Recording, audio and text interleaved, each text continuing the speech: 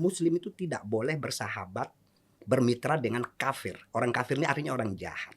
Dalam konteks perang. Waduh, ini Nah, jadi itu akhirnya iya. jadi teman dekat aja nggak boleh, apalagi jadi pemimpin. Dalam konteks itulah dalam jawabannya. konteks perang.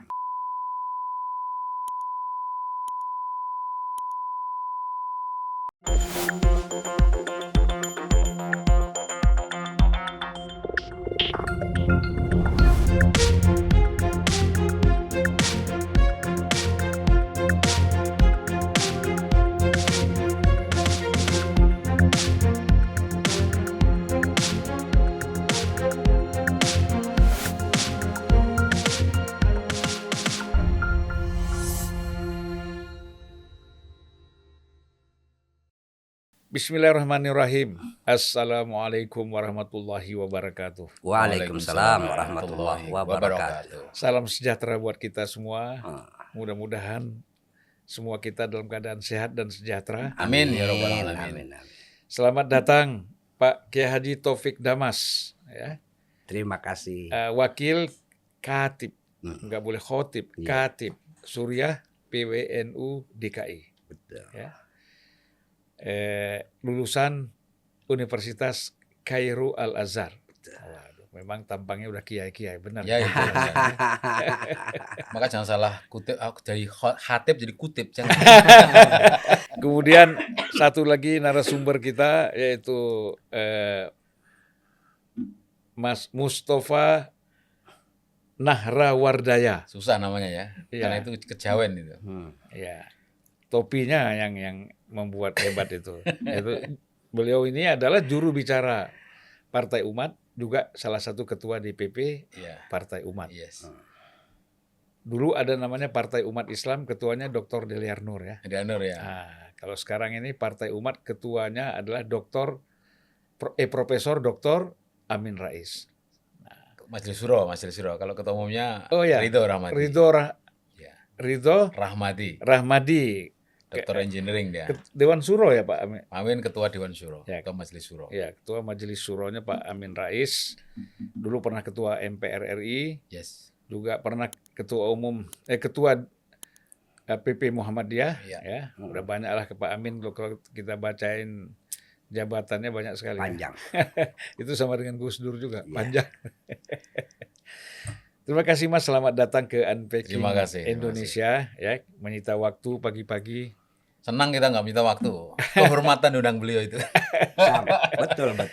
Saya kita malam Rabu ya, bersama-sama di Detik ya. Iya. Nah, nggak nyangka kita bisa ketemu lagi. Memang kadang-kadang situasi itu kita tidak bisa menentukan. Ya. Kalau berpisah kita bisa segera menentukan, tapi kalau bertemu itu susah. Iya. Ya kan? Karena bertemu itu silaturahim ya. Silaturahmi. Silaturahmi. Iya. Katanya nggak boleh silaturahmi itu HMI. Itu. Iya. Jadi kalau yang Ya benar, kan Bang Zulfan orang HMI. Jadi Ya. kita menyesuaikan diri. Silaturahmi. tapi saya lebih senang pakai silaturahim Iya. karena itu aslinya. Iya. Kalau mau lebih bagus lagi silaturahmu Muhammadiyah. Tapi ujungnya bisa Partai Umat juga ya. Baiklah, saya mungkin mulai dari Mas ini ya, Pak Mustafa. Ya. Jadi ini kan Partai Umat kalau kita lihat kemarin gencar sekali ya waktu Rakernas itu ya. Ya. Waktu kita yang dihadiri juga oleh Mas Anies Rashid Baswedan. Anies Rashid Baswedan. Ini kadang-kadang kalau terlalu panjang kita suka salah juga. Betul. Jadi udah Anies Baswedan. Anies itu udah. saja sudah. Ya. Kita melihat bahwa statement yang menggema kemana-mana, ya, bahwa Partai Umat ini tetap akan mengusung politik identitas di dalam pemilu 2024. Ini kira-kira kenapa nih, Mas? Ya. Jadi Rakernas Partai Umat itu 3 hari, tanggal 13, 14, 15. Ya. Memang paling heboh itu tanggal 14-nya. Heboh pertama ya. 14 itu karena Anies Baswedan hadir. Ya. Kemudian ya sudah seperti deklarasi sebenarnya tanggal itu. Tapi belum sebenarnya. Ya. Tetapi heboh kedua adalah tanggal 15 pas penutupan. Karena di sana Mas Ridho itu mengungkapkan satu ungkapan yang kira-kira kalau orang tidak siap menerima ini seperti melawan mainstream. Ya, ya. Selain juga mendeklarasikan Mas Anies sebagai baca pres dari Partai Umat. Tapi ini yang lebih heboh lagi karena masyarakat itu masih belum percaya. Kok ada ya partai politik kok dengan terus terang mengatakan kami ini adalah politik identitas. Nah, kira-kira begitulah. Jadi kami sudah lama sebenarnya memikirkan ini karena gini, dalam kehidupan bernegara di negara Indonesia ini banyak sekali hal-hal yang masyarakat itu cuman sebagai seperti bebek. Bebek itu apa sih? Pokoknya pengikut saja. Iya. Follower. Hanya follower saja. Jadi mereka bukan influencer. Mereka memfollow seseorang atau memfollow sebuah pendapat, memfollow sebuah kelompok. Dia nggak berpikir itu salah atau benar. Mulai dari isu intoleransi, radikalisme, terorisme, sampai sekarang terbaru adalah politik identitas. Kami meyakini ini ada yang salah dengan bukan definisinya, cara praktek, istilahnya cara menggunakan istilah ini dalam kehidupan berbangsa dan bernegara. Kalau saya lihat semua definisi dalam buku, termasuk di ensiklopedia ya, yang tahun 2007 karena itu nggak ada sama sekali definisi yang salah di sana. Kira-kira begini definisinya. Politik identitas itu adalah aktivitas politik yang menggunakan cara-cara objektif, teoritik berdasarkan persamaan-persamaan kepentingan untuk tujuan tertentu. Lalu kalau saya mix dengan pendapat-pendapat lokal di Indonesia, kira-kira artinya begini. Politik identitas itu adalah kegiatan politik yang mana di sana ada pengumpulan ya merangkul kepentingan-kepentingan berdasarkan persamaan-persamaan untuk mencapai tujuan tertentu. Itu sederhananya seperti itu. Jadi tidak ada yang salah dengan definisi itu. Tapi kemudian penggunaan istilah politik identitas itu menjadi salah. Kenapa? Dugaan kami secara kasar ya, ada upaya kelompok tertentu untuk menyesatkan istilah ini menjadi momok bagi umat Islam tertentu. Nanti soalnya ditanya umat Islam yang mana kan, digunakan untuk sebagai momok untuk menakut-nakuti orang Islam untuk berpolitik. Karena sebelum ada partai politik, saya contohkan undang-undang yayasan. Yayasan itu boleh didirikan atas kepentingan apa? Kesamaan agama, ras, golongan, boleh. Karena mereka berkumpul di sana kemudian mencapai tujuan tertentu. Tidak ada yang salah di sana. Ya, tapi gini saya mau tanya ya. Apakah di dalam platformnya Partai Umat sebelumnya memang ada itu disebutkan bahwa soal politik identitas? Tidak ada, jangankan di partai, di undang-undang partai politik pun nggak ada istilah itu. Ya. Ini kan hasil diskusi panjang. Di internal partai. Maka di buku ensiklopedia itu juga dikatakan itu kan berdasarkan penelitian objektif teoritik. Artinya kita tuh mempelajari banyak hal yang kemudian menjadi sesat karena kita hanya membebek itu tadi. Karena ada tokoh yang mengatakan politik identitas berbahaya, lalu semua orang mengikuti. Tapi kalau saya tanya mereka, coba contohkan apa sih politik identitas itu yang Anda anggap berbahaya? Sederhana contohnya mereka, kampanye di masjid, kampanye di sekolah-sekolah. Loh itu bukan politik identitas, itu adalah pelanggaran undang-undang pemilu. Karena di sana disebutkan yang dua tempat yang dilarang untuk kampanye itu adalah masjid dan tempat pendidikan. Nggak akan mungkin ada partai yang berani atau nekat sebodoh itu untuk kampanye di masjid maupun di tempat pendidikan. Nggak mungkin sebodoh itu. Apalagi Pak Amin Rais kira-kira begitulah. Ada undang-undangnya ya. Ada undang yang melarang. Maka politik identitas bagi kami boleh dilakukan asal tidak melarang undang-undang tidak melawan undang-undang yang dibikin oleh negara. Tapi kan problemnya gini Mas, kalau kita lihat ya, kita lihat dari perkembangan pemilu 2014, kemudian pilkada 2017, lalu kemudian kita masuk ke pilpres juga 2019, kan polarisasi itu kelihatan sekali. Katakanlah antara Islam, ya satu menggunakan identitas Islam, satu nasionalis misalnya. Ini kan sangat luar biasa kita lihat ya. Friksinya, kemudian juga benturan-benturan yang terjadi bahkan dari atas sampai bawah, gitu.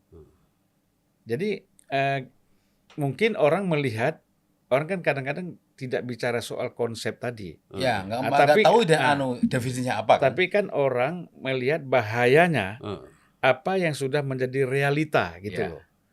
Nah ini apakah ini menjadi pertimbangan nggak bagi Partai Umat gitu? Ini yang kedua nih. Ini kedua sebenarnya kasuistik ya. Jadi setiap pemilu itu sebenarnya terjadi pembelahan. Entah bahasanya polarisasi, pembelahan, atau friksi, atau firqoh, dan sebagainya, terserah bahasanya. Tapi intinya adalah pembelahan. Kita waktu membuat partai politik sekalipun, semua partai politik itu pembelahan sebenarnya. Yang Islam mengelompok ke PKS, ke PKB, ke PU sekarang Partai Umat, P3. yang nasionalis konon ya ke PD, ke Partai Demokrat, ke PDIP dan seterusnya. Ini kan sebenarnya pembelahan juga. Maka dari itu istilah polarisasi dan sebagainya sebenarnya partai politik pula yang memulainya. Coba kalau partai politik cuma satu, enggak ada pembelahan. Ya kan? Enggak ada istilah-istilah seperti itu. Kerajaan lah. jadinya. Kerajaan katakanlah. Ini kan karena memang undang-undang kita membolehkan untuk membelah. Membolehkan. Maka dari itu ketika Partai Umat mendaftarkan ke Kumham untuk mendapatkan SK pengesahan sebagai berdirinya sebuah partai politik, ya lolos-lolos saja karena padahal di dalamnya itu asasnya apa coba Partai Umat itu? Iya. Asas kita adalah Islam rahmatan lil alamin, pakai bahasa Arab semua. Boleh tuh. Seandainya ini nggak boleh dengan asas Islam, tentu Oh sudah jadi dilarang. asasnya bukan Pancasila ya? Bukan, kan kita memang asas itu boleh selama tidak bertentangan dengan Pancasila di undang-undang kita itu. Jadi kita pakai Tapi itu kan pun pada boleh. masa sudah berubah undang-undang partai politik itu. Dulu kan harus ada kata-kata berasaskan Pancasila. Enggak, sekarang itu sudah berubah menjadi boleh semuanya ya, boleh berasaskan selain Pancasila asal tidak bertentangan dengan Pancasila. Jadi mas seperti itu. Maka isu Islam politik Islam identitas sebenarnya sudah usang, sudah lama. Kita terlambat untuk meresponnya. Kami sudah lama mempelajari ini karena memang bahkan undang-undang pemilu saya bilang tadi tidak ada kata-kata politik identitas, tidak ada. Sekarang mencoba mengeles dengan identitas politik, mau dibelokkan seperti itu. Tapi itu juga tidak prinsip menurut saya. Atau ada gini, kalau kita lihat 2017 ya, bahwa Pilkada DKI misalnya, apapun ini mungkin karena efek dari calon itu Ahok yang non Muslim, kemudian Pak Anies Baswedan ini Muslim gitu, makanya ini menjadi pecah, ya. Saya rasa bukan. Kelompok masyarakat. Kalau 2017, saya kan bukan timnya Pak Anies juga, saya timnya Mas Ahaye waktu itu sama Mas Roy Suryo ya. Saya rasa bukan. Jadi agama itu bermasalah ketika tidak ada persamaan pikiran, persamaan para pemilih itu ketika memahami soal hak pemilih menentukan pilihan. Misalnya gini, kalau calon gubernur DKI, toh dia juga punya syarat ya untuk maju itu. Umurnya berapa, ya kan, punya KTP dan seterusnya. Syarat dari calon gubernur pun ada syaratnya. Tapi kan ini pilihan langsung. Masyarakat yang memilih juga bebas menentukan syaratnya. Akhirnya nggak milih juga nggak apa-apa kan? Iya. Maka yang orang Islam kelompok tertentu, kan Islam banyak kelompoknya ya. Islam yang meyakini Al-Maidah 51, ya pemimpin jangan non-Muslim, itu kan hak dia untuk memilih seperti itu. Lalu dulu selain Islam juga ada, pilihlah anak Tuhan. Jadi sebenarnya semua agama begitu. Kalau konsep ini diterapkan se-Indonesia, katakanlah ya, nggak boleh membeda-bedakan pilihan hanya karena agama. Ya kita nanti tersinggung orang Bali, orang NTT. Dengan pilihan langsung itu nggak pernah ada gubernur di NTT maupun di Bali yang agamanya selain Hindu di Bali maupun Kristen Katolik di NTT. Kalau ini konsep ini nasional ya. Tapi kalau kita bicara di DKI kan juga diskriminasi. Kenapa undang-undang atau aturan atau konsep tentang politik identitas hanya di DKI? Maka ini harus konsepnya harus nasional kan? Iya. Kita berpikir jauh bahwa ini harus berskupnya itu nasional. Maka dari itu kita berpikiran daripada rakyat itu ragu-ragu, Partai Umat menyatakan diri mendukung politik identitas, tapi versi kami, versi Partai Umat. Perkara nanti yang lain definisinya berbeda, mending merujuk ke pendapat siapa? Saya merujuk ke ensiklopedia internasional, itu dipakai untuk seluruh dunia, seperti itu. Jadi sekarang kalau diskusi saya tanya dulu definisinya yang mana dulu, karena setiap kepala itu berbeda definisinya. Jangan-jangan kita nggak sama definisinya kan? Seperti tadi yang definisi tadi, kira-kira abang setuju nggak bahwa politik identitas itu adalah kepentingan kelompok tertentu yang mereka merangkul karena berdasarkan persamaan-persamaan untuk mencapai tujuan tertentu. Boleh apa tidak? Menurut abang, menurut saya, ini kita balik, saya sebagai hostnya ini. Saya nggak boleh menjawab. Oh kalau Nanti nggak objektif. nggak objektif. Nah jadi begini, sebenarnya kan kalau kita lihat, oke, kita bicara tadi bahwa politik identitas yang sebagaimana yang dirumuskan oleh ensiklopedia tadi. Tetapi kan problemnya memang kita tidak bisa mengontrol ada kelompok-kelompok tertentu, apakah dari kelompok Islam atau dari kelompok nasionalis, memang ingin menggunakan identitas ini, ya kan, mempengaruhi masyarakat yang lebih luas, terperangkap dalam pikiran-pikiran identitas ini. Ada jawabannya. Sebenarnya kita belajar dari kasus Pulau Seribu. Ahok itu menyinggung Al-Maidah 51, lalu dia dipenjara. Kita ada Bawaslu, ada polisi. Jadi para aparat hukum harus bekerja. Ini kan soal pelanggaran kan, pelanggaran undang-undang, pelanggaran hukum kan. Ketika Ahok itu mempersoalkan Al-Maidah 51, itulah permulaan di DKI terjadinya pelanggaran politik identitas. Politik identitas tidak salah, tapi oleh Ahok disalahgunakan dengan mencampuri urusan agama lain dan seolah-olah itu kan menuduh bahwa ayat itu digunakan untuk sebagai katakanlah menipulah seperti itu dalam pilkada dalam pemilu dan seterusnya. Itu permulaan di 2017. Setelah itu berpanjangan sampai beliau ditahan dan sebagainya. Nah, itu guru terbaik. Nanti kepada waktu pilihan berikutnya nanti pemilu 2023 dan seterusnya, ya kita belajar dengan DKI kalau ada yang melanggar dihukum. Nanti misalkan nih ada yang kampanye dari masjid, dihukum oleh Bawaslu. Secara politik mengatakan bahwa partai ini melanggar karena kampanye di masjid atau kampanye di sekolah. Jadi ada pemadam kebakarannya ada. Jadi, aturan mainnya dibikin seperti itu baru berjalan, jangan sampai kemudian karena ketakutan halu kalau bahasa milenial sekarang, halusinasi belum ada kejadian sudah jangan-jangan nanti kita belajar di pilkada DKI tahun 2017 itu bagus sekali. Kalau saya kembali kepada Al-Maidah 51 itu ya sebenarnya kan makna dan apa yang tersurat di situ sebenarnya tidak seperti apa kira-kira yang berkembang kan. Betul. Seperti itu apa kan kira-kira? persoalan kepemimpinan. Ya. Nah, apakah kepemimpinan di situ dimaksud dalam konteks ulama atau dalam konteks eksekutif? Iya. Nah, itu yang sebenarnya kan jadi perdebatan. Betul. Itu di situ menurut saya. Tapi kan terus terang dari tokoh-tokoh agama tidak ada tokoh agama yang menjelaskan itu yang mendukung Ahok. Ada Pak, saya dulu pernah. Gimana Pak Kiai? Ya pertama ini tapi intermezzo aja sebetulnya ya. Iya, nggak apa-apa. Kata aulia sendiri itu kan jamak ya. Tunggalnya itu wali. Wali Bisa itu, penolong juga artinya. Iya penolong, teman dekat, sahabat, kekasih, Iya. wali. Jadi ayat itu sebetulnya bukan soal politik. Gitu. Iya, betul. Itu bahwa kita tidak boleh menjadikan orang kafir. Nah, ini juga perlu difikirkan lagi siapa yang dimaksud kafir gitu loh. Gitu. Itu perlu. Karena muslim ada kafir juga. Iya, kufar. Iya. Muslim kufar kan? Kufar itu jamak dari kafir. Ya. Kafir tunggal, kalau kufar itu jamaknya. Nah, kata kafir ini secara linguistik itu kan orang yang punya kecenderungan jahat, menutupi kebenaran. Maka petani itu bisa disebut kafir. Kenapa? Karena petani itu kerjaannya menutupi benih ke dalam tanah. Iya. Secara linguistik itu.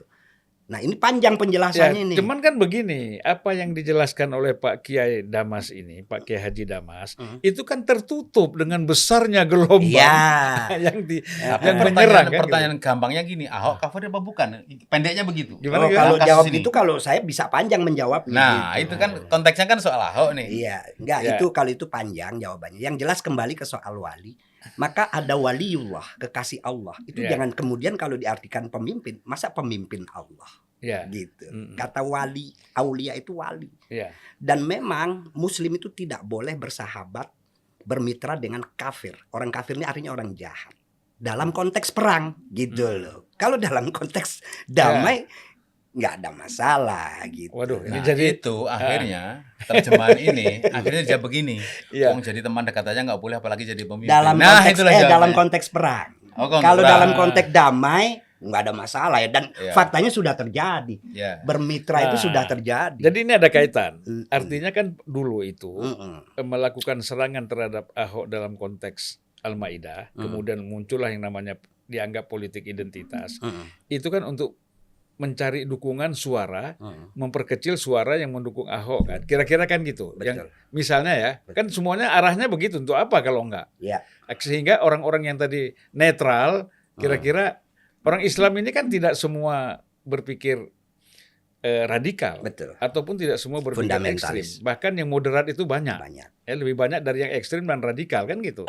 Nah kemudian dengan ada ini yang moderat kira-kira geser ke sini. Betul. Nah saya mau tanya nih, apakah kira-kira Partai Umat itu menggunakan politik identitas juga untuk menggeser nih yang moderat ini ya untuk masuk ke dalam pelukan Partai Umat gitu. Namanya saja Partai Umat. Umat itu nggak ada batasnya. Rasulullah itu adalah pemimpin umat akhir zaman. Artinya semua umat yang sekarang masih hidup ini, yaitu umat. Tapi kan ini pakai partai, jadi dibatasi ya. Ya, karena pembelahan itulah sistem negara kita, sistem politik kita harus seperti itu. Seperti teorinya di ensiklopedia itu, ya memang kita berkumpul untuk apa? Berdasarkan persamaan-persamaan untuk mencapai tujuan.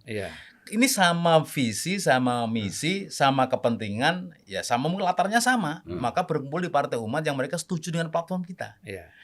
Seperti itu. Jadi ini berdasarkan persamaan. Saya setuju dengan ensiklopedia. Dan ini memang dipakai untuk internasional dalam rangka untuk apa? Ya dipakai rujukan. Nanti ada pertanyaan lagi.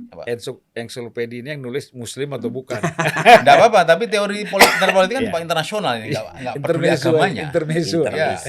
Semua intermezzo jadinya. Kita balik ke Pak Kiai nih. Pak Kiai, kira-kira Pak Kiai ini kan keras ya menolak politik identitas ini. Nah kira-kira alasannya apa nih Pak Kiai?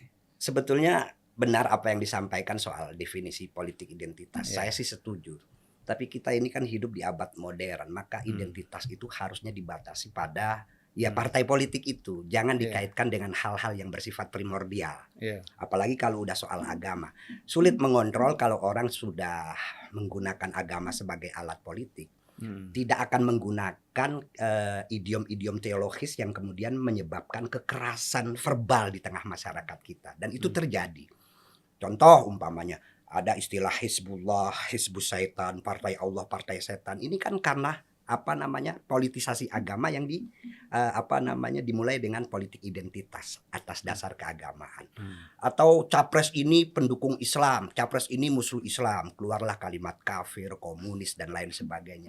Ini menyebabkan kekerasan di tengah masyarakat. Kekerasan dalam artian permusuhan di tengah masyarakat itu bukan cuma sahabat yang bisa renggang. Anak sama bapak pun bisa renggang karena menggunakan kekerasan itu. Bisa cerai malah. Bisa cerai. Nah soal tadi aturan bahwa kalau nanti ada yang melanggar kampanye di masjid. Kalau aturan itu memang sudah ada dari dulu. Tapi faktanya itu berlaku. Bahkan saya secara pribadi itu lebih merasakan bukan kekhawatiran. Kekecewaan dan juga keresahan. Karena bagi saya masjid itu tempat orang itu untuk mensucikan diri. Gitu loh. Kalau di dalam Al-Qur'an itu dijelaskan yang masuk masjid itu adalah orang yang ingin mensucikan diri. Bayangkan kalau orang yang tujuan mensucikan diri begitu masuk masjid mendengar kampanye politik. Kalau politik bolehlah ngomong di masjid. Sama dengan ngomong ekonomi di masjid boleh. Tapi jualan somai di dalam masjid nggak boleh. Gitu loh. Ngomong politik kebangsaan, politik Islam juga boleh. Karena kalau orang tidak bilang, di dalam Islam tidak ada politik, siapa bilang? Innallaha ya'murukum an tu'addul amanati ila ahliha wa idza hakamtum bainan nas an tahkumu bil adl. Allah itu memerintahkan kalian itu untuk menunaikan amanah. Integritas artinya.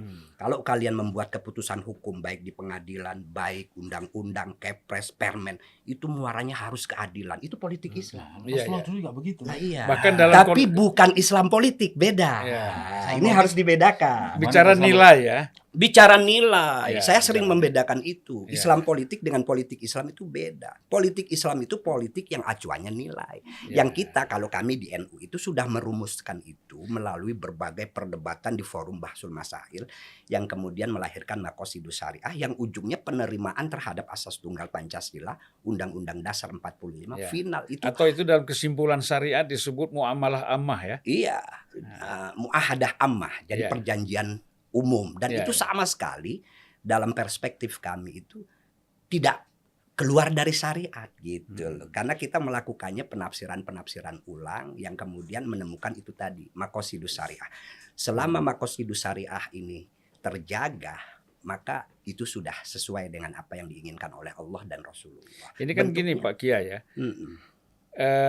kelompok-kelompok yang tidak setuju dengan membawa identitas agama, khususnya Islam, itu kan menganggap ini sebagai momok, ya, yang menakutkan, gitu kan. Nah, ini bagaimana pandangannya Pak Kiai? Ya karena faktanya seperti itu. Terkesan bahwa orang kalau tidak Muslim, kemudian tidak boleh jadi bupati, tidak boleh jadi gubernur, tidak boleh jadi presiden. Padahal undang-undang kita itu tidak ada yang seperti itu. Kita ini ingin sejalan dengan undang-undang yang berlaku di negeri ini sebagai negara bangsa.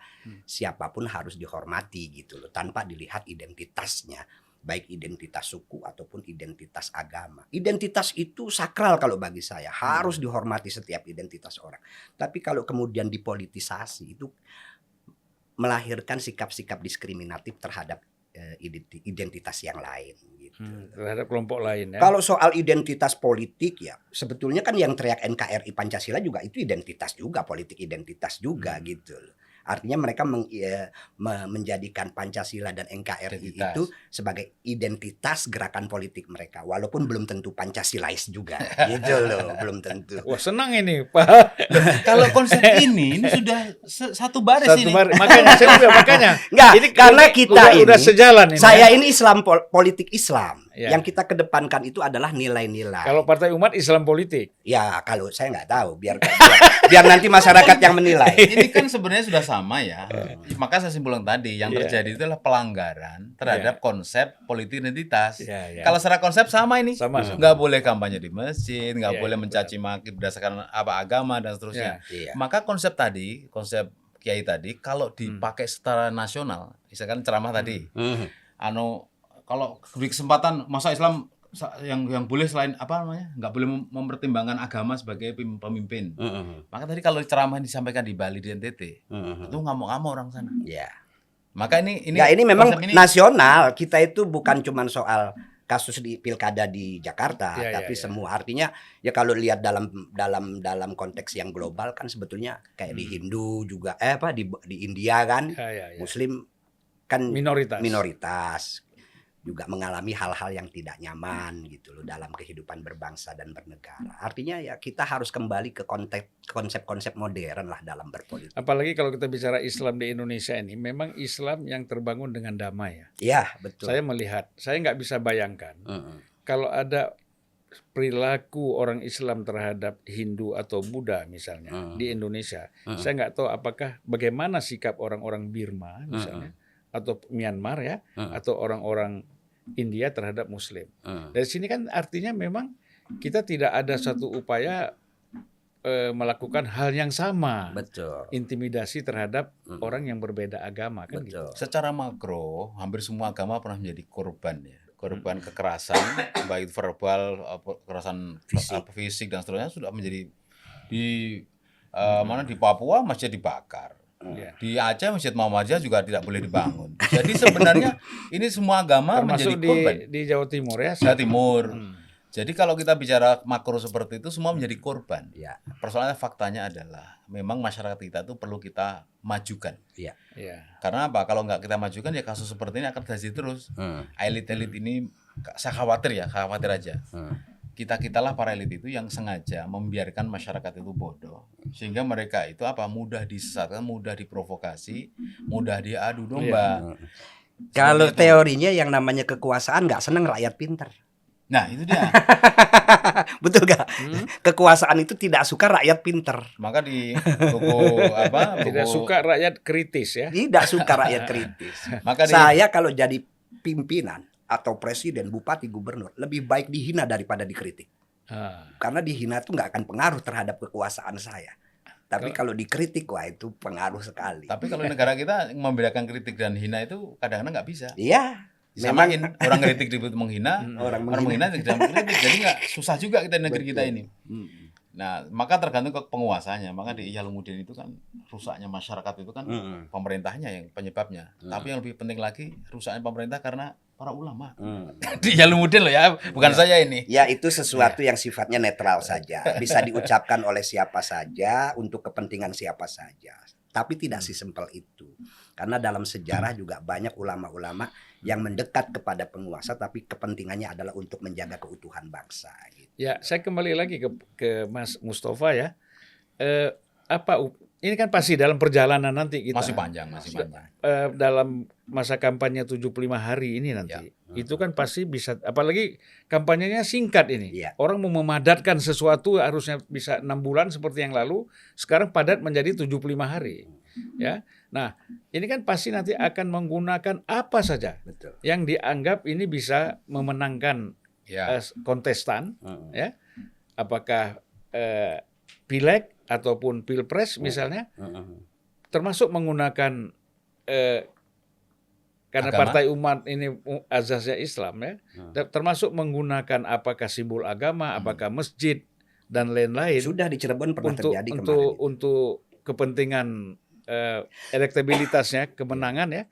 Nah, bagaimana upaya ini harus tidak terjadi menurut Partai Umat, ya. Pencegahannya gitu. Pertama, untuk kasus Cirebon itu sebenarnya bukan kampanye dan bukan niatnya untuk pamer, bukan. Karena waktu itu Partai Umat kan di single out, ya. Jadi dari sekian partai baru ada rekamannya di CNN. Bagaimana oknum penyelenggara pemilu itu mengatur sedemikian rupa untuk meloloskan semua partai yang lolos Vermin, lolos ke pemilu, kecuali Partai Umat. Dan itu rekamannya jelas-jelas terdengar 100%, voice-nya sangat jelas. Maka ketika tanggal 14... Itu suara siapa, ya? Kalau saya punya data lengkap, tapi saya ungkapkan di sini karena kami kumpulkan semua rekamannya. Yang beredar tuh dari pimpinan KPU, ya. Kabiro. Tapi kan dia mengaku mendapatkan perintah dari pusat. Dan itu jelas rekamannya. Nah, gini kesimpulannya. Ketika Partai Umat itu kemudian mendapatkan informasi tidak lolos melalui rekaman, maka Pak Ketua Umum kami, Pak Ridho, mendatangi Ketua KPU. Benar enggak ini? Karena kita A1 mendapatkan info bahwa partai kami satu-satunya yang tidak diloloskan. Saya bilang tidak loloskan karena dalam rekaman itu pasti Partai U nggak boleh lolos. Dan ternyata ketika diumumkan tidak lolos. Ya lolos. Nah, makanya kemudian kita gugat ke Bawaslu. Sidang berapa kali, kita pakai Mas Denny Indrayana. Setelah itu kita diperintahkan untuk verifak ulang. Sebenarnya kita tahu itu lolos. Nggak usah yang diumumkan tidak lolos, kita sebenarnya tahu lolos, tapi karena ini kan kita tahu ada ATHG, ancaman, tantangan, hambatan, gangguan di lokasi 2 provinsi. Maka ketika verifak ya pasti lolos lagi. Sebenarnya memang itu hasilnya sejak awal.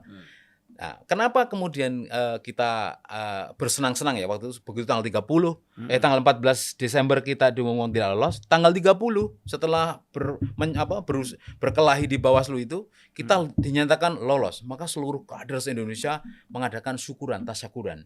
Di Cirebon ini kan saking senang yang mereka euforia mengadakan syukuran di masjid. Setelah bubar itu cuma yang orang Partai Umat semua yang datang itu. Setelah bubar 5 orang atau 6 orang itu iseng selfie dengan foto bendera. Ya bukan kampanye, masa kampanye belum dimulai kan. Tapi itu kemudian ditegurlah oleh DKM. Lalu Bawaslu mengingatkan nggak boleh, nanti nggak boleh. Sudah kita minta maaf dan sudah diselesaikan. Itu untuk Cirebon. Jadi itu kan karena euforia syukuran aja. Kalau nanti yang ke depan begini. Partai kita itu meskipun partai baru, bukan berarti isinya itu orang baru. Ini seperti handphone refurbish. Casingnya baru memang, tapi dalamnya masuk Pak Amin ke orang kemarin sore, Kapan orang kemarin sore, saya kemarin sore, tentu bukan. Itu seperti itu. Jadi masyarakat harus paham, tidak sebodoh itu Pak Amin akan menggunakan masjid untuk kampanye, nggak sebodoh itu Pak Amin menggunakan. Tapi kan begini ya, ada itu kan sesuatu yang sudah dilakukan ya, dengan bicara rekaman segala macam, itu kan yang manifest ya, yang kita di permukaan. Tapi yang latennya ada nggak tekanan-tekanan lain dari Partai Umat untuk supaya bisa lolos? Untuk bisa lolos, untuk nggak lolos? Untuk lolos dong. Kalau nggak lolos kan dari sana. Nah, sekarang dari Partai Umat setelah dinyatakan tidak lolos, ada tekanan-tekanan juga nggak ke dalam? Ke dalam. Jadi kalau kita itu sebenarnya udah yakin lolos dari awal itu, nggak lolos itu nggak, karena yang tahu lolos tidaknya itu sebenarnya kita sendiri, ada LO namanya. LO itu di setiap kota ada, yang mereka bekerja sama dengan KPUD. Sebenarnya kita lolos, tapi karena ada ATHG tadi itu, maka dinyatakan tidak lolos karena juga ada istilahnya upaya gelap jahat tadi loh untuk tidak meloloskan itu. Upaya TSM ini terstruktur, sistemik, masif ini dilakukan terhadap Partai Umat. Maka memang betul nggak lolos. Tahu kalau dari dalam semua sudah yakin tuh lolos karena kita sudah 2 tahun mempersiapkan itu. Dan kita Partai Umat itu seyakin-yakinnya itu insya Allah ya nanti. Insya Allah atas doa akan minimal harus 3 besar. 3 besar. Karena bagaimanapun partai kami ini kan didiskriminasi kan. Dan banyak sekali Mas Bang, itu orang datang kantor, itu bergabung setelah lolos itu, bergabung supporting hanya karena apa? Peduli dengan Partai Umat yang Partai Umat itu tidak bergoyah. Bahkan kemudian ditambah dengan pernyataan terbuka tentang politik identitas. Itu mengokohkan kami, berbagai kelompok Islam, bahkan relawan Anies setelah Anies kita nyatakan sebagai baca pres itu, hampir 194 relawan Anies itu ingin audiensi dengan kita dalam rangka untuk mencari memberi dukungan sekaligus untuk berkontribusi menjadi caleg. Ini yang relawan ya, relawan Pak Anies. Jadi saya yakin sekali Partai Umat bukan semakin kendor, semakin rapuh, kita semakin kokoh. Karena dukungan masyarakat dengan adanya politik identitas ini membuat mereka yakin ini yang lurus. Bukan berarti yang lain yang lurus. Maksud saya dalam membawa isu Islam rahmatan lil alamin itu ya seperti ini.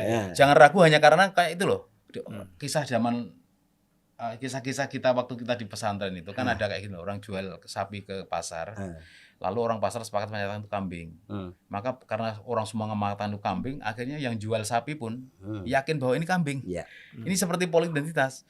Politik identitas itu jahat, berbahaya. Itu berpotensi membelah persatuan dan kesatuan kita. Semua orang ngomong begitu, akhirnya orang tersesat dengan identitas tersebut. Ini gimana Pak Kiai ini?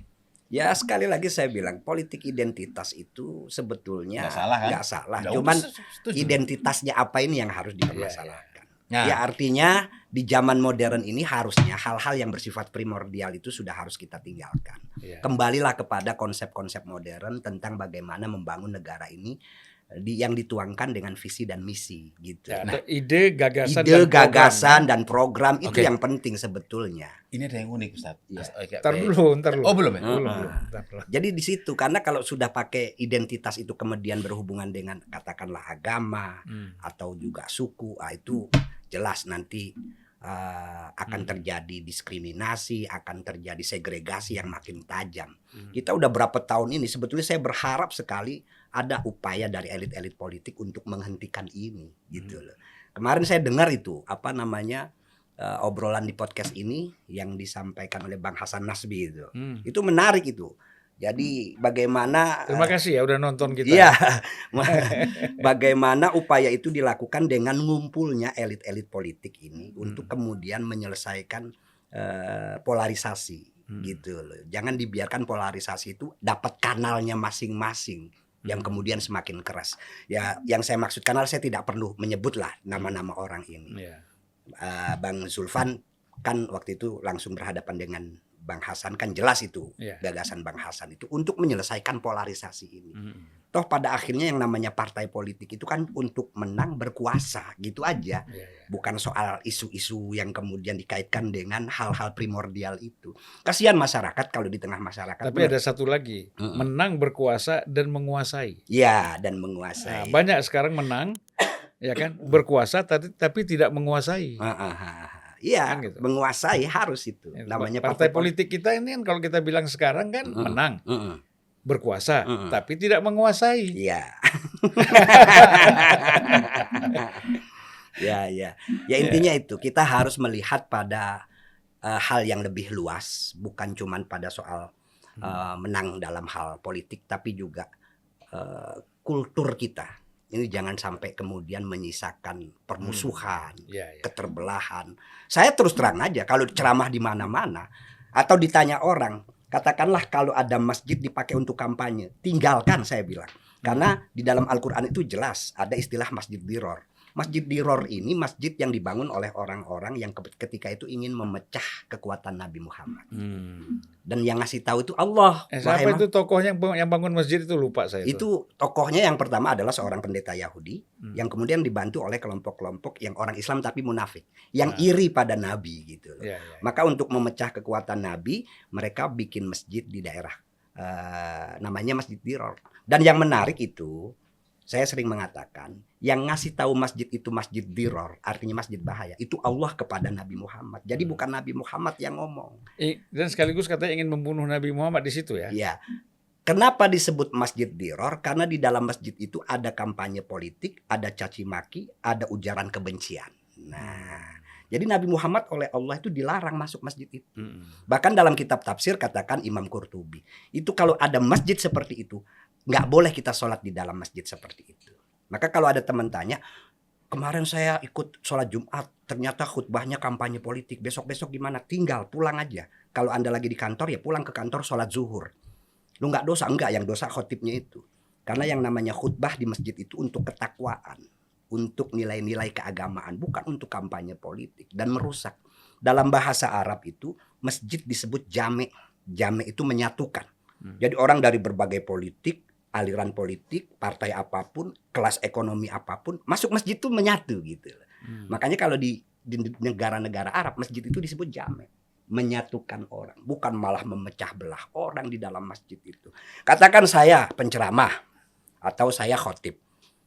Jamaah datang, niatnya kan mau sholat Jumat atau mau mendengarkan ceramah. Begitu saya ceramah kampanye politik untuk nomor tertentu, itu pasti di antara mereka ada yang kesal karena tidak cocok dengan saya. Yang cocok dengan saya mungkin senang-senang aja kan begitu. Nah artinya ketika saya sudah kampanye politik, di dalam masjid pun saya sudah membelah umat. Gitu. Ya saya nanti akan ke Pak Mustafa, tapi saya satu aja. Apa sih saran ya? Ini kan bagaimanapun Partai Umat sudah mengambil posisi politik identitas kan gitu. Nah kemudian apa sarannya Pak Kiai ini kepada Partai Umat misalnya agar tadi konsep politik identitas sudah disampaikan. Nah kemudian ternyata realitas kan bisa saja berbeda. Bisa berbeda. Gitu kan? Nah sarannya untuk menjaga supaya ini ada sinkronisasi antara konsep yang udah benar, kemudian dengan praktek dan realitasnya nanti bagaimana? Apa sarannya supaya ini tidak terjadi gitu Pak Kiai? Ya saya sih skeptis untuk bisa betul-betul terlaksana itu. Menghindarkan diri dari hal-hal semacam itu. Apalagi sudah jelas politik identitas gitu loh yang digaungkan oleh Partai Umat.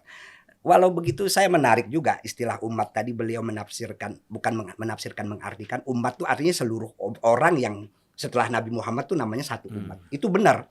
Sebetulnya yang disebut umat Nabi Muhammad itu ya setelah semua orang setelah Nabi Muhammad diutus itu.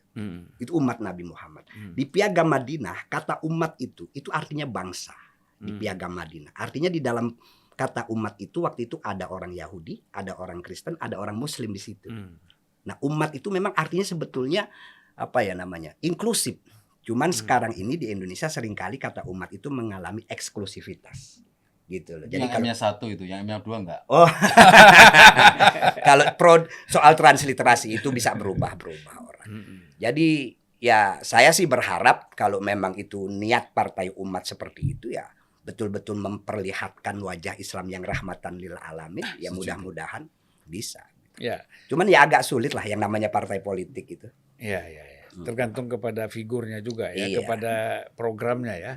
Nah, Pak Mustafa ini kan ya sempat juga ya, mungkin kalau saya salah tolong dikoreksi ya, bahwa ada upaya untuk tetap melakukan berdakwah politik di masjid. Di masjid. Kan gitu. Ya. Ya, betul. Nah, selain itu apa? Program-program untuk menjalankan konsep politik identitas ini. Ada itu untuk program dakwah di masjid. Yang pertama ada. Yang pertama tadi sudah dijawab beliau sebenarnya. Masjid itu tidak boleh untuk berkampanye tapi boleh untuk edukasi politik. Itu sudah secara umum kita tahu lah. Boleh lah karena Rasulullah pernah mempraktekkan. Tetapi kalau secara umum ini sebelum saya jawab secara spesifik. Secara umum yang anti politisasi agama apa tadi namanya? Politisasi. Bukan politisitas yang melawan itu, yang anti itu rata-rata mempersoalkan jangan-jangan nanti kita akan kampanye di masjid. Itu saja persoalannya. Padahal itu adalah ranah praktek. Artinya apa? Ini hanya bukan konsep kita, tapi ke orang yang tidak paham. Maka pertama nanti akan kita edukasi kepada basis umat. Untuk saran Pak Kiai tadi kepada mereka kita katakan bahwa konsep politinitas kita ini berbeda dengan yang melawan, yang anti. Karena begini, pada prakteknya semua partai politik itu melakukan atau mempraktekkan politik identitas. Saya contohkan. Kalau kami nanti sesuai dengan saran beliau akan mencoba berusaha insya Allah melaksanakan nilai-nilai Islam itu sesuai dengan kaidah. Sesuai. Bukan berarti adalah kalau sebelum kampanye saya nggak aktif ke masjid, pas masa kampanye tiba-tiba aktif, setelah kampanye lupa. Nggak begitu. Sebelum kampanye, saat kampanye, setelah kampanye kita konsisten melaksanakan nilai-nilai Islam. Tapi yang terjadi adalah semua partai politik hampir semuanya melakukan yang disebut apa? Mencuri identitas. Saya contohkan, hampir semua capres dan cawapres semua keluar masuk pesantren tuh kalau menjelang pemilu. Hampir semua calon gubernur, wakil gubernur semuanya keluar masuk pesantren, keluar masuk masjid untuk memperkenalkan diri dengan berbagai cara. Bahkan mereka ada yang nyumbang karpet, nyumbang sarung, nyumbang apa itu namanya tikar, nyumbang mihrab, nyumbang apa. Uniknya adalah ketika mereka ini sukses, ya ada dua cara mereka, ada dua langkah, dua solusinya. Yang bagus adalah ketika mereka berhasil meraih raihan politiknya, mereka seharusnya konsisten, tetap seperti itu. Mencintai Islam, mempraktekkan nilai-nilai Islam 24 jam karena agama dan politik bagi kami, bagi partai umat nggak bisa dipisahkan. Tapi anehnya ada juga justru orang Islam sendiri yang mereka keluar masuk masjid selama kampanye, begitu berhasil malah ada yang Islamofobia. Apalagi yang gagal. Ada yang nyumbang karpet, setelah gagal nyalek diambil lagi karpetnya.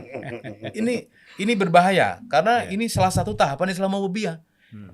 Islamofobia itu 4 ada tahapannya. Pertama, dia tidak suka dulu. Kemudian dia menjauh. Lalu dia membenci. Lalu 4 dia menyerang, melawan. Dalam bahasa PBB itu combating, memerangi. Nah, maka istilah tidak suka dengan membenci itu berbeda sebenarnya. Ada orang tidak suka tapi nggak membenci. Ada kalau sudah membenci pasti tidak suka. Tapi kalau masih nggak suka itu belum membenci. Lah maka dari itu konsep Islamofobia ini oleh PBB ini sekarang diterapkan untuk melawan pelaku-pelaku Islamofobia. Dengan 4 langkah ini, seluruh dunia ternyata ada pelaku-pelaku Islamofobia yang berlebihan. PBB pada tanggal 15 Maret 2021 kemarin itu mendeklir perlawanan, bahasanya itu combating juga, memerangi Islamofobia. Dari mana mereka deklarasi ini berangkat? Karena PBB berpikir kejadian di Masjid New Zealand yang mana seorang, mohon maaf, non-muslim membunuh 52 jamaah sholat Jumat, itu sebagai puncak kekhawatiran PBB terhadap praktek Islamofobia. Nah, kita kembali ke laptop lagi soal politik identitas. Maka konsep politik identitas ini saya rasa pada prakteknya ada yang melanggar karena mereka tidak tahu konsepnya. Maka edukasi konsep politik identitas akan pertama kali akan kita lakukan terhadap basis partai umat. Tetapi yang lebih perlu lagi adalah kepada Bawaslu, kepada KPU, dan para perangkat-perangkat ini supaya mereka juga tahu konsepnya. Karena kemarin begitu mendengar kita deklarasi menggunakan politik identitas, Bawaslu langsung respon. Akan kami tegur dia. Tapi dalam wawancaranya apa coba? Ini kita jangan sampai kampanye di masjid, kampanye di sekolah. Selalu kembali ke situ. Jadi menjawab itu, Partai Umat menjawab dengan santun, tidak usah menegur, kami akan datang ke Bawaslu jika diperlukan untuk presentasi menjelaskan konsep politik identitas versi Partai Umat. Supaya ini diyakini dan kemudian dalam prakteknya ya kita mekanismenya kita bikin dong, jangan sampai kemudian Bawaslu, Panwaslu, Pascam, pengawas-pengawas pemilu nggak bekerja. Kalau ada pelanggaran satu ya tindak saja, itu kan kerjaan mereka. Jangan kemudian kita bayar mereka untuk bekerja, ternyata dia tidur-tiduran. Tapi kalau soal nanti sholat Jumat tadi, kalau ada sholat Jumat menurut khotibnya kampanye politik tinggal saja, Indonesia lebih maju. Belum ada pengajian sudah dibubarkan. Udah lebih maju di sini itu. Ustadz Felixio belum ceramah udah dibubarkan. Ustadz Hanan Hataki belum ceramah sudah dibubarkan. Lebih maju kita itu. Jadi belum mendengar saja sudah dibubarkan. Atau itu mungkin lebih bagus. begini, itu mungkin karena latar itu belakang. namanya. Nah, ya, mungkin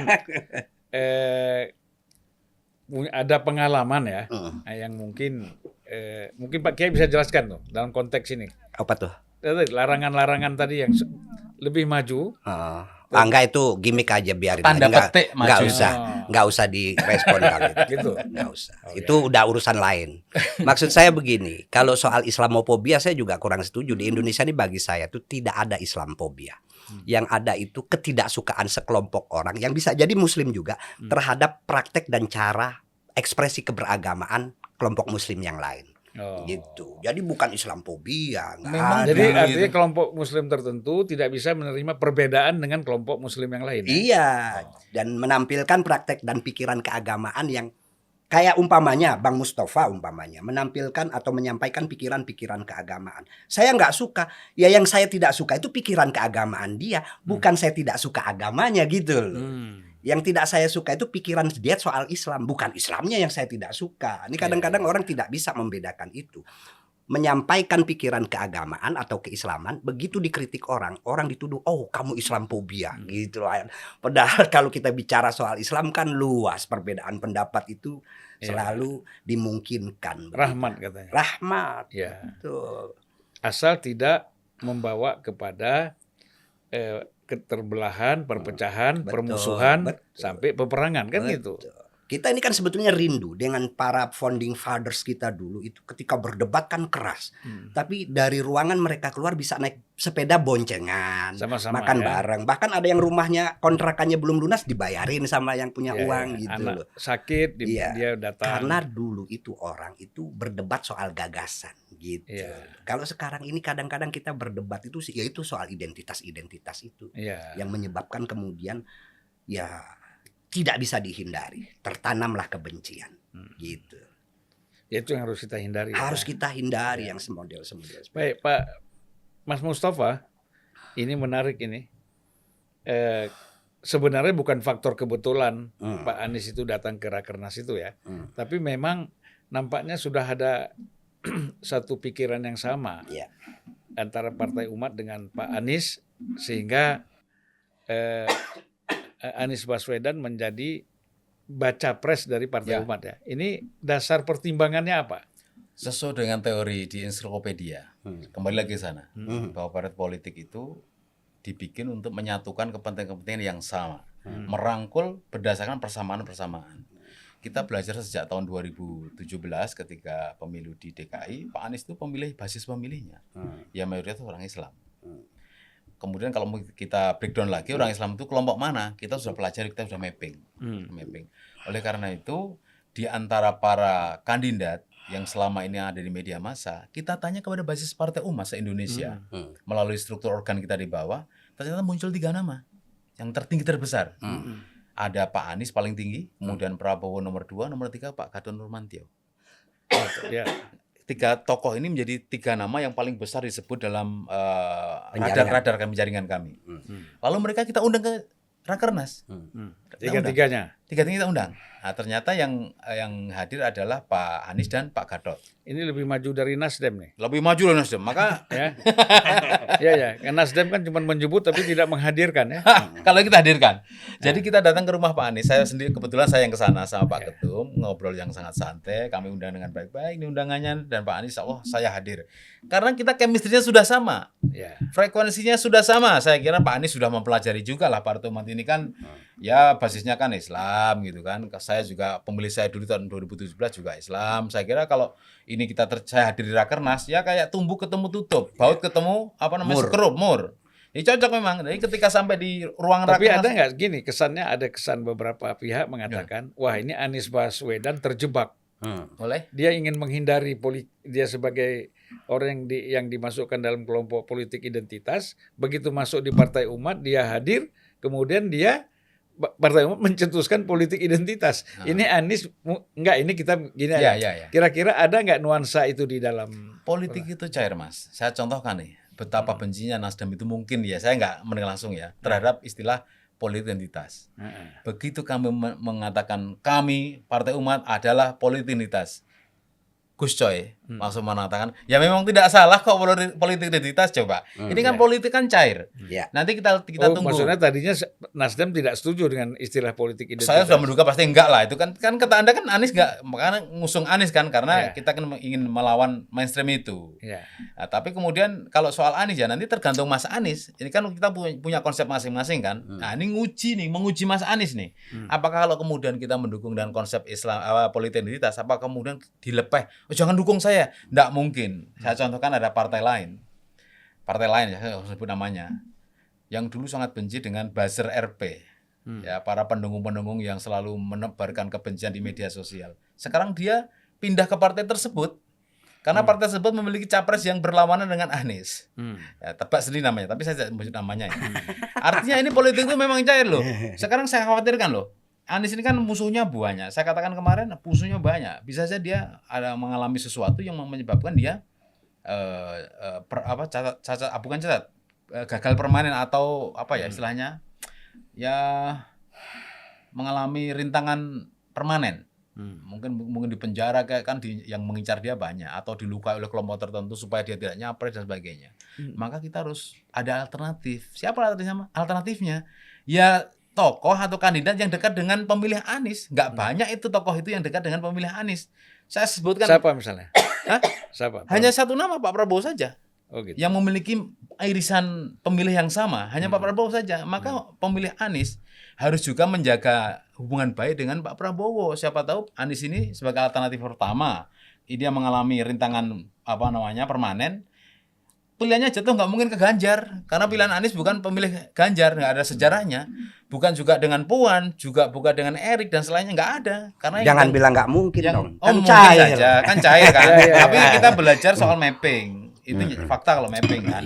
Belajar dari 2017, 2019, irisan pemilih ini sama, ceruknya sama. Jadi alternatifnya hanya itu, nggak ada yang lain lagi. Bahkan di Partai Umat itu nggak ada yang nyebut, maksudnya basis Partai Umat di bawah itu nggak ada yang nyebut nama Ganjar. Untuk yang Rakernas kemarin loh, maka nggak diundang. Hanya 3 itu aja. Tapi Anies paling tinggi 98%, sisanya ya Pak Prabowo sama Pak GN. Artinya ini sebagai pelajaran kami, ya kita harus mendengarkan arus bawah kan. Nggak mungkin elit-elit di Partai Umat kemudian memaksakan diri. Calonnya Anies nggak seperti itu, ya harus mendengarkan suara di Rakernas itu. Berarti ada upaya Pak Prabowo hadir kemarin ya? Nggak hadir, sudah dihubungin nggak hadir. Nggak hadir. Tapi diundang. Diundang semuanya diundang. Yang 3 itu semua diundang. Nah, apakah yakin ya nanti setelah misalnya Pak Anies ini tidak bisa maju sebagai capres, ya, lalu pindah ke Prabowo? Ya, kan gitu. Apa yakin Pak Prabowo bersedia dicalonkan oleh Partai Umat? Itu soal lain. Yang terbaik, ada baik-baik, kita pilih yang terbaik. Semuanya buruk, kita pilih yang terbaik dan yang terburuk. Jadi kalau misalkan nanti kemudian pemilih Anies ini termasuk Partai Umat ya, Anies berhalangan tetap, ya mungkin pilihan kedua adalah Pak Prabowo. Yang terbaik yang dia nggak ada lagi. Seperti itu. Perkara Pak Prabowo nggak mau, ada apa mungkin dia menolak dukungan? Ini kan nggak mungkin juga. Kecil kemungkinan kalau didukung nggak mau itu. Ya kalau menolak pun dia kalaupun tidak mau menerima, tidak terang-terangan ya diam-diam terima.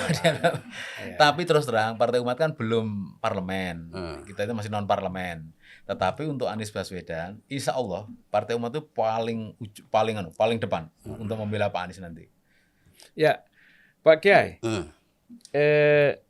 kita khawatir ya bahwa apa yang kita rasakan 2017 di DKI, tadi sudah kita bahas bahwa bukan hanya keterpecahan di antara kelompok yang ada di tengah-tengah masyarakat, tapi di rumah tangga juga terjadi macam-macam perpecahan kan gitu. Jadi dampaknya begitu luas dari persoalan rumah tangga sampai persoalan politik yang lebih luas ya. Kita katakanlah skop DKI itu kan bisa katakan juga skop masyarakat yang sangat sangat luas ya. Sehingga friksi ini memang sangat, polarisasi ini sangat bahaya. Ini upaya-upaya untuk kita mencegah ini Pak Kiai. Bagaimana? Sebetulnya saya pribadi itu sudah ingin ya melupakan apa yang pernah terjadi di Jakarta. Karena itu kasusnya sudah agak beda ya. Karena ada sosok Ahok yang kebetulan memang non-muslim. Jadi dinamika politik ketika itu sangat keras, saya secara pribadi memaklumi. Ditambah lagi memang sosok Ahok ini kan mungkin termasuk orang yang tidak disukai oleh elit-elit ya. Karena dengan gayanya yang, bukan gayanya, sikapnya yang integritasnya tinggi, punya komitmen anti korupsi, betul-betul memikirkan kesejahteraan dengan ngontrol anggaran. Ini kan tidak menyenangkan sebetulnya orang seperti itu bagi orang-orang tertentu. Nah, kok bisa nggak suka? Padahal bagus ya. Kalau menurut Kiai kan bagus tadi tuh. Kok nggak suka ya? Ya, nanti dijelaskan. Yang jelas itu saya sudah ingin melupakan. Nah, sekarang ini kan kita ini berhadapan nanti dengan Pilpres yang insya Allah ini calonnya semuanya Muslim gitu loh. Sehingga saatnya lah kita itu untuk tidak lagi menggunakan politisasi agama. Saya setuju dengan Bang Mustafa ini bahwa politik dan agama itu tidak bisa dipisahkan. Tapi harus bisa dibedakan mana politik, mana agama. Jangan dicampur aduk sedemikian rupa sehingga melahirkan sikap-sikap yang khas aslinya politik tapi jadi seolah-olah teologis banget.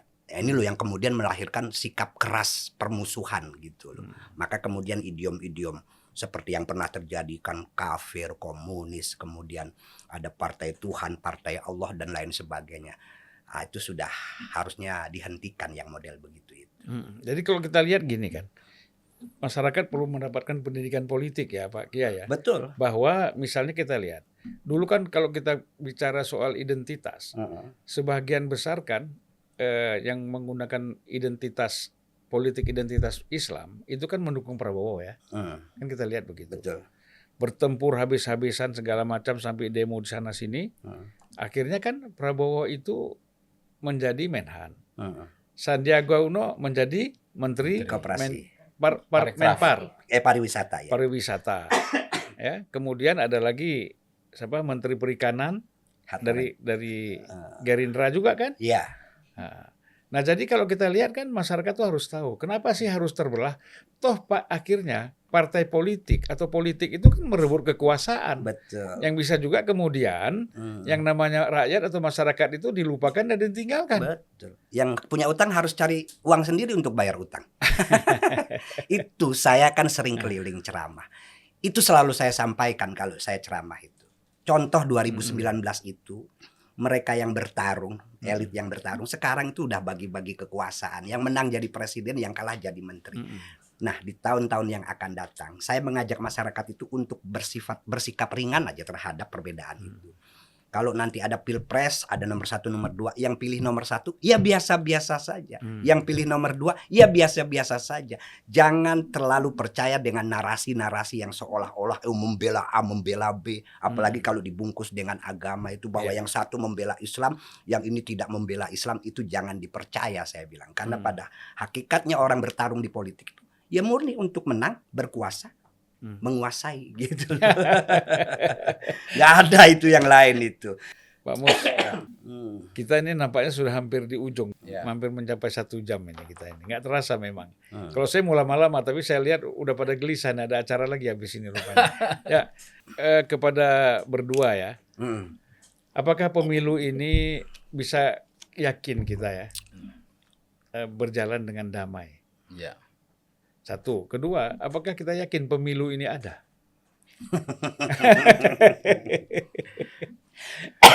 Ini pertanyaan sulit untuk menjawabnya. Tergantung Bang Mustafa sebetulnya. Ya, kita coba jawab ya. Apakah pemilu nanti akan berjalan damai? Ya. Saya yakin damai, tapi ada syaratnya.